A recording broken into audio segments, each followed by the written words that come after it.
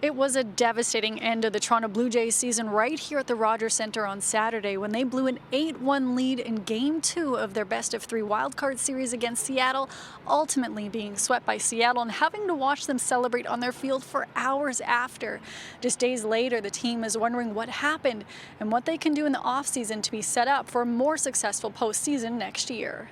Yeah, I mean, the emotions were difficult. You know, we sat in here 5 days ago and felt very good about us making a deep run, and we're confident that we had a team to do it, and we didn't. So that was a disappointing outcome for us on Saturday. Tying run at first, swinging a fly ball center field, coming in Julio. He makes the catch, and the ball game is over. The Mariners win the wild card series. The Toronto Blue Jays and their fans in disbelief. A promising start in Game 2 had them up by 7 runs.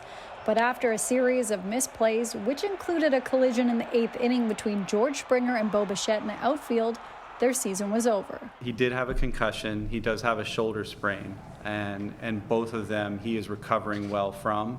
Just saw him minutes ago, and he will be cleared to travel relatively soon, which is a very good sign. And his shoulder's range of motion is already improving, so nothing to be concerned about long term.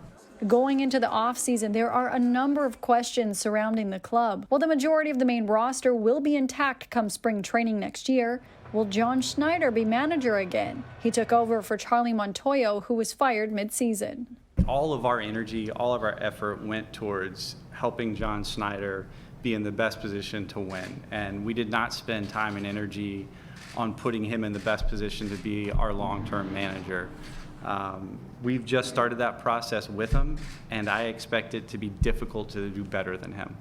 Another question, Jays pitcher Ross Stripling. He heads to free agency. As you know, I'm not going to get into, out of respect for Strip, him becoming a free agent is, I want to have all the respect in the world for that. So, but we do think a lot of Ross Stripling and feel that he's a great fit in this organization.